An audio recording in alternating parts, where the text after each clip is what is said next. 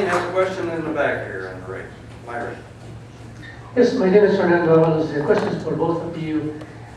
In the financial reform they just passed, and also the healthcare reform, most of the senators, or one of the senators doing the testifying that why he was not reading the bill because it was too big and there was no time to read the bill.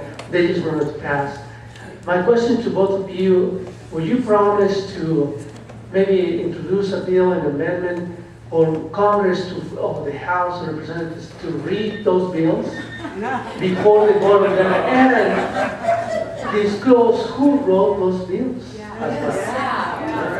You know, and that's exactly right. We've already discussed this a little bit. I want a one-item bill.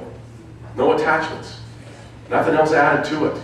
Keep it simple. Paul said that the Constitution's 4 pages long. Why have we got these 2,400 page bills? Because they're hiding stuff. There's actually blank papers in there they're going to fill out later. You know, one thing about the health care bill that they passed, remember it was 2,400 pages? Do you realize in there, folks, that our military personnel have to pay taxes on their prosthetics, their pacemakers, their wheelchairs, any medical device? Our veterans have to pay tax on that? Orrin Hatch offered an amendment, 3644, to that, to take that off for our veterans. But Patty Murray and Maria Cantwell both voted to put it right back on our veterans. This is disgusting. And Patty Murray says she's for the veterans? I disagree. Those veterans, and believe me, those brave men and women over there right now, look up the MOVE Act. Eric Holder right now is circumventing the MOVE Act, which was put forth by Schumer and Cornyn from Texas to make sure that our veterans over there get to vote. Eric Holder's now circumventing that, going into the states and showing them maneuvers so they don't get their ballots. The men and women over there that are serving you and I so we have a fair election don't get to vote. Call your congressmen, call your senators, tell them they get to vote, dang it. They're serving our country and they're putting their life on the line. They should get to vote. The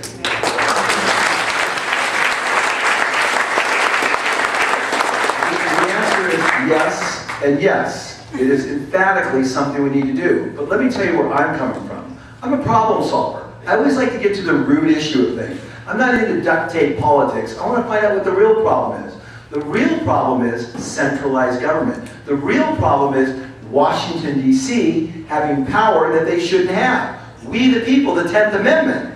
States' rights. My goal as a U.S. Senator is to not just go back there and create legislation that requires us to read the bills and make them simple enough so we can understand them, but how about depowering Washington, D.C.? Half the things that go on back there shouldn't even be done by them. The money should be back here. It should never even get to Washington, D.C., and that's where the corruption happens. This is what I stand for. Again, remember how I solve problems in the lean model. It's always at the shop floor level. It's in my DNA, knowing full well that problems are best solved by the man back here who has a quarry. Am I going to try to legislate from Washington, D.C. how he should run his quarry? I should go ask him how to run the quarry. He'll understand it. He understands all the nuances. But instead, we solve problems in a centralized way, and it is absolutely wrong. Thank you.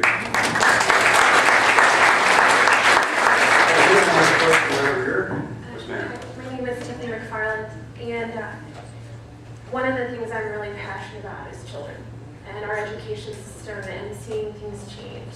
I have a lot of friends that are teachers and they're gifted, amazing teachers. I'm not a huge fan of the pay the teacher by how great their students do. You know, because we have a lot of parents and we have a lot of students who don't care. I'm not going to go so far as to say I think they should have the option to go to school instead of being forced to go to school. But I want to know, right now I have a friend who's a second grade teacher, and she has to spend more than 50% of her time teaching a language that there's a lot of people, they don't speak English in our schools. Our kids can't write, they can't put papers together, they can't do anything. Because it is not mandated in the state of Washington for them to speak English full-time until they're in 5th grade. 5th grade. This has got to change. It's not necessarily going to be the Department of Education, although that's going to help. But I need things that are right here, right now, fixable, and then let's get rid of them. But can we do anything about getting that changed? Good question. That would be with the WEA. You need to get into their office over there and talk to them. But here's the problem right here. Why are we recognizing any other language than English? English is the only language for America.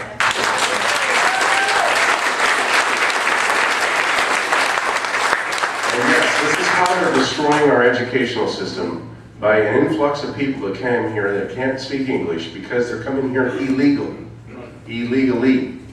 Now, the problem I have with illegal immigration is the first word, illegal. It's against the law. We're a government of laws. Barack Obama says, you know, that what's going on in Arizona is unconstitutional. What's unconstitutional is that they're dithering in states' rights. Arizona passed a law. It's their law, Brock. Read your Constitution. You'll know that the 10th Amendment gives states the rights. But it's going to be a process here. You got to get a hold of the WEA. You got to start saying, listen, you're going to have to break these classes up. Our kids are losing ground because we're not teaching in school anymore.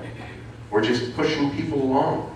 And this is part of the indoctrination that's going on in our school system. That's why we got to give it back to the states and give it back to the communities, so the communities hire and fire the teachers. If it was up to the community, wouldn't they have already breaking this up and then taking those kids out there and especially teaching them English, using that for their education, and the American kids then can get an advancement instead of being held back? Get to the WEA. Great question. I'm a school teacher. I taught industrial arts. My wife taught kindergarten, first grade in the inner city for about 15 years. She has a master's degree. I love teaching. I teach my people every day. That's within my heart, so I understand your question. I have the simplest problem to solve everything. All over with one thing. Voucher system. You know why? Because the voucher reinforces what this country was founded on. Free market and competition. So let me give you an example. My kids go to a private school. It costs me $6,000 a piece to go to Linden Christian. Awesome school.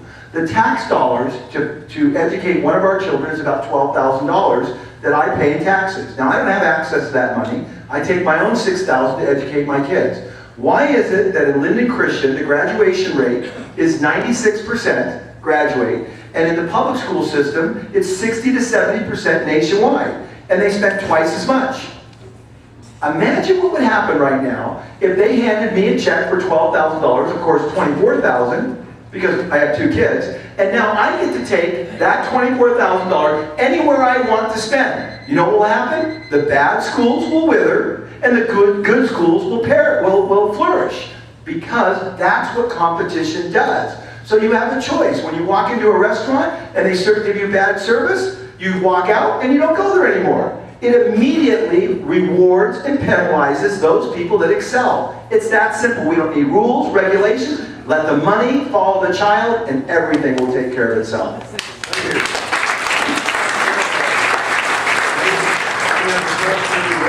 And then we'll get one right in front here.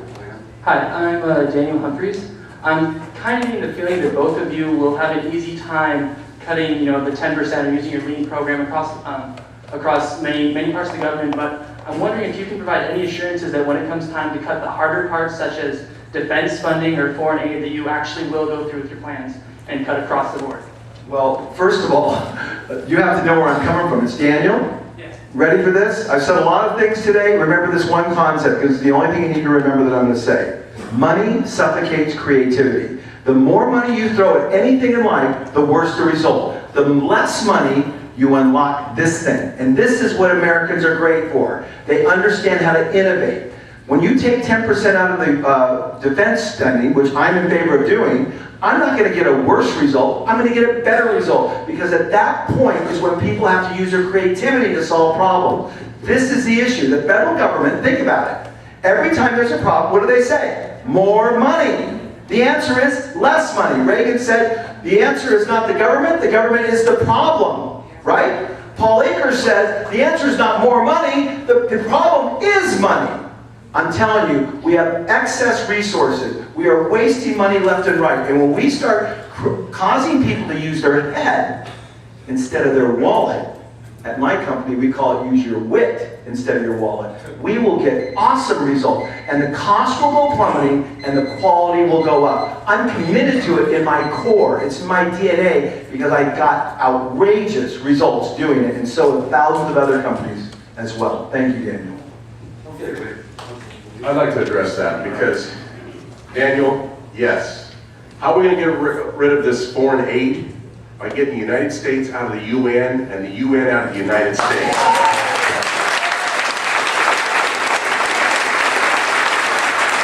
I got to tell you, Daniel, we just gave $54 billion to Greece to bail out their government. We just gave Brazil $150 million in cotton subsidies in the Farm Bill. It's time to get rid of the Farm Bill when we start giving it away to foreign countries. The military, we got to keep our military strong. Because if we're going to get out of the UN, we better be the strong arm on the block that nobody wants to mess with. And believe me, we have been that for centuries, and we got to stay there. We got to stay the strong arm on the block, but there has to be a better means for accounting for the money in the military, because yes, there's waste, and it's got to be trimmed. You know, I think that our military, we've got to stay strong. If we're going to get out of that UN, and we're going to get our seat for that veto vote on that UN table that we don't really want to be at, because all those people sitting at that UN table, they don't respect life, they don't respect women, they don't respect liberty, and they don't respect freedom. And we don't want to be there. We need to be the strong arm of the block.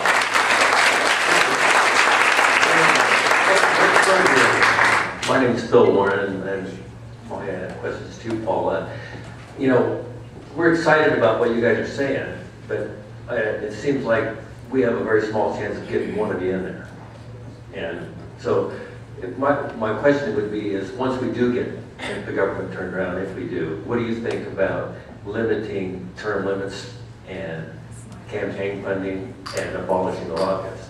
Well, I think a couple things. Number one is campaign limits. I'm 100% in favor of that. I've signed that. It's on my website. 2 terms for all congressional office, both the House and the Senate, number one. I get that from my study of history, because I'm an historian. I love history. I read every day for an hour. George Washington stepped down after 2 terms. If it's good enough for George Washington, one of the greatest leaders ever, how in the world could it not be good enough for Clint and myself? Come on. This is academic. So the next question, and that would solve the problem with the lobbyists as well, because now you wouldn't have the influence, the ongoing influence, and that would make things infinitely better. You asked one other question too, wasn't it? It would be limiting the campaign funding. Oh, campaign funding. This is, you know, I'm an innovator. Remember, I'm always looking for faster, better, safer ways to do things with less money. Here's my idea on campaign reform that I think would work.